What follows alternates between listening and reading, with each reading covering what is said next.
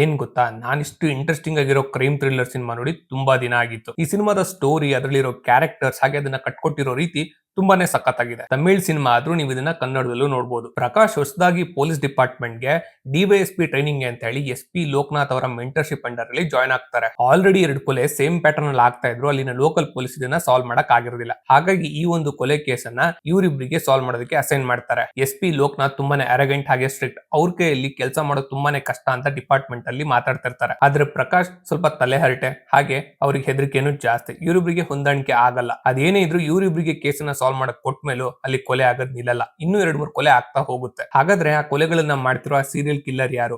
ಇವರಿಬ್ರು ಅವನ್ನ ಹಿಡಿತಾರ ಅನ್ನೋದನ್ನ ನೀವು ಸಿನಿಮಾದಲ್ಲೇ ನೋಡ್ಬೇಕು. ಈ ಸಿನಿಮಾ ಕ್ರೈಮ್ ಥ್ರಿಲ್ಲರ್ ಸಿನಿಮಾಗಳನ್ನ ನೋಡೋರಿಗೆ ಹೇಳ್ ಮಾಡಿಸ್ದಂಗಿದೆ. ಶುರುವಿಂದ ಹಿಡಿದು ಕೊನೆವರೆಗೂ ಸಿನಿಮಾ ನಿಮ್ಮನ್ನ ಹಿಡಿದಿಟ್ಟು ಕೂರ್ಸ್ಕೊಳ್ಳುತ್ತೆ. ಈ ಸಿನಿಮಾದ ಹೆಸರು ಪೋರ್ತೊಳಿಲ್. ಈ ಸಿನಿಮಾದ ಲಿಂಕ್ ಬೇಕು ಅಂದ್ರೆ ಕಮೆಂಟ್ ಸೆಕ್ಷನ್ ಅಲ್ಲಿ ಲಿಂಕ್ ಅಂತ ಕಮೆಂಟ್ ಮಾಡಿ, ನಾನು ನಿಮಗೆ DM ಮಾಡ್ತೀನಿ. ಇದೇ ತರದ ಹೆಚ್ಚಿನ ಮೂವಿ ರಿಕಮೆಂಡೇಷನ್ಸ್ಗೆ ಫಾಲೋ ಮಾಡಿ.